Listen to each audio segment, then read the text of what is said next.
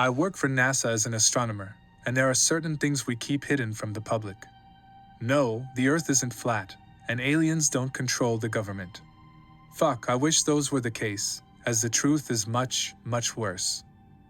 In 1993, the Hubble Space Telescope saw a star disappear. It didn't go supernova, or die naturally, it simply went dark, over the span of a few minutes. This star was already too faint to see with the naked eye, and ground-based telescopes had trouble picking it out from among the surrounding stars, so the event wasn't widely known to the public. At the time, we thought the most likely explanation was that a cloud of interstellar dust had drifted between Earth and the star, occluding it from view. It was noted and mostly forgotten about. In 2007, 2 more stars vanished. Due to the circumstances of this event, this was much more concerning. The 2 stars in question were part of a binary system, orbiting each other at a fairly close distance. If a cloud of interstellar dust was the culprit again, they would have both seemed to disappear simultaneously, or very close to it. Instead, both stars faded individually over a period of minutes, separated by a span of about 8 hours. This binary system was also about 15 light-years closer to Earth than the star that had previously disappeared in 1993. After carefully reviewing millions of Hubble images, 2 more stars were identified which had gone out in the years 1995 and 2002. These were all in the same stellar neighborhood, only a handful of light-years from each other. The only conclusion we could draw was that some unknown influence, traveling close to the speed of light, was shrouding or destroying these stars. Unfortunately, the Hubble wasn't sensitive enough to tell us any more than that. The James Webb Space Telescope first came online a few months ago. Although official channels will tell you that it's still undergoing testing, we have been actively collecting data since early February. One of the first things we did was to aim the telescope at the regions of space occupied by the vanished stars. If they were being blocked by dust clouds, a hope some of us still held on to, the increased sensitivity of the JWST may have been able to see through them and confirm that the stars were still there. Unfortunately, we had no such luck. The first 3 stars that had disappeared were still completely dark. Gravitational wave detectors, though, soon found something odd. In all cases, not only were the stellar masses still present, but the amount of mass had actually increased. More sensitive observations had also detected a type of string, or web stretching through space connecting these now invisible stars. When we trained the telescope on the binary system that had vanished in 2007, which was the nearest point at which this phenomenon had so far been observed, there was finally enough ambient EM spectrum radiation left to try a mass spectrometer reading.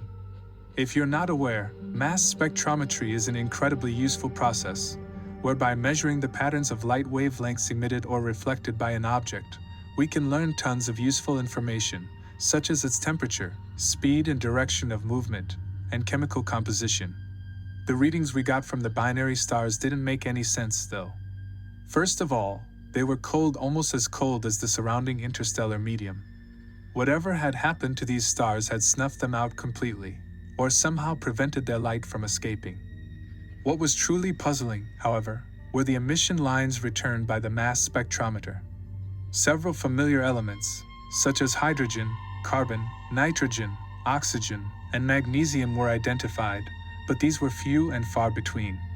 Most of the readings didn't correspond to any known chemical elements, and even seemed to defy what we knew about the physics of light, matter, and chemistry. This massive, star-spanning structure was primarily composed of materials that we didn't even have names for, and may not even have been matter as we understand it. Speculation ran rampant. Obviously, such a thing couldn't be a natural phenomenon. Finally, we had proof of extraterrestrial life. But what was this thing we had discovered, and for what purpose was it being built?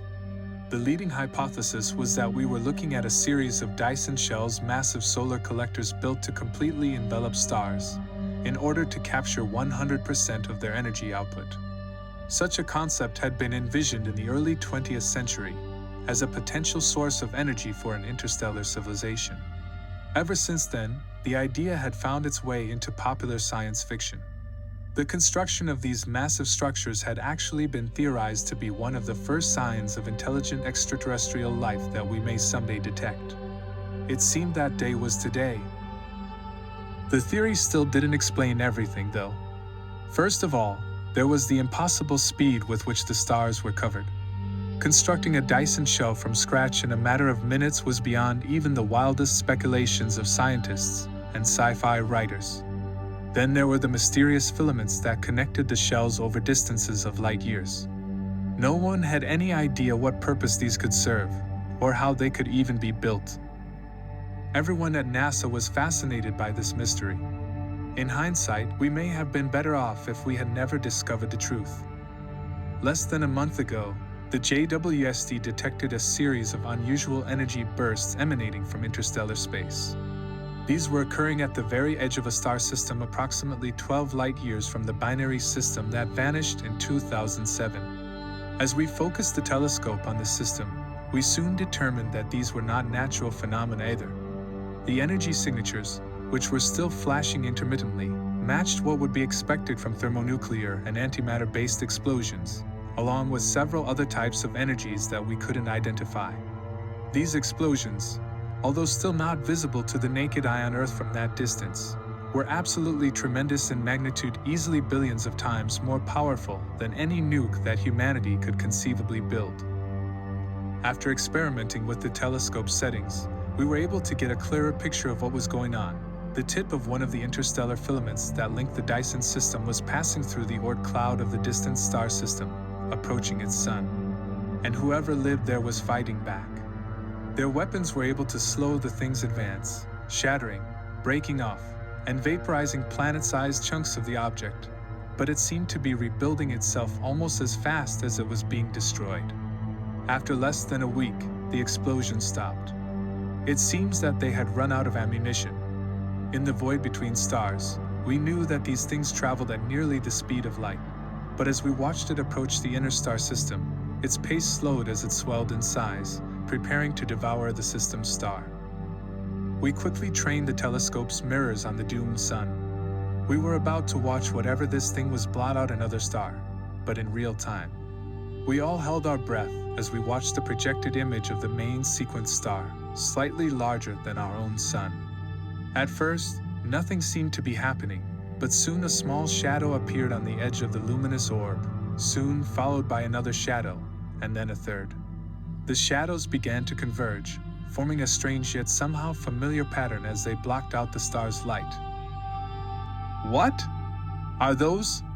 one of my colleagues gasped. "They almost look like..." She paused, as if afraid to say the next word for fear of ridicule. I, however, had no such hesitancy. "Leaves," I said, my voice monotone. The situation was far too incredible to express any emotional reaction, even that of pure shock. "They look like leaves." We watched as, over a period of minutes, a web of shadowy outlines, matching the familiar shapes of oblong leaves and thin vines, proceeded to blot out the remaining light from the distant star. By that point, everyone in the room had realized the truth. The phenomenon we had been tracking for so many years wasn't some hyper-advanced alien megastructure. Hydrogen, carbon, nitrogen, oxygen, and magnesium, some of the few familiar elements we had detected, they were all components of chlorophyll. It was a plant, an enormous plant that spanned across light years. And much like terrestrial plants, it sought out light to fuel itself. The filaments connecting the stars across interstellar space were stem's branches. It would grow in the direction of the nearest stars it sensed, completely enveloping them, and then moving on. Any life inhabiting planets orbiting those stars would be left to freeze to death, or perhaps even worse, it was possible that the plant would devour those planets to add to its mass as well. Everyone was silent as the telescope continued to gather data. Eventually, after what seemed like an eternity, a young astronomer spoke up from the far end of the room, addressing our supervisor. "Sir, we've begun to detect the formation of another tendril leaving the system. Its vector is..." He gulped. He didn't need to say any more, but he did anyway. "It's heading directly for our Sunday." "How much time do we have?" the supervisor replied grimly. Judging by the time lag, distance, relativistic properties, and previously observed speeds of this thing, I'd estimate no more than 27 years, sir. 27 years. We had just watched this galactic weed overwhelm a civilization that was, at the very least, thousands of years ahead of us technologically, and we had less than 3 decades. I'll probably be found and silenced for posting this, but I don't care. I have to tell someone.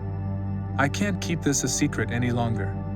When the sun turns black and the world begins to freeze, at least you'll have some idea of what's going on, small comfort it may be.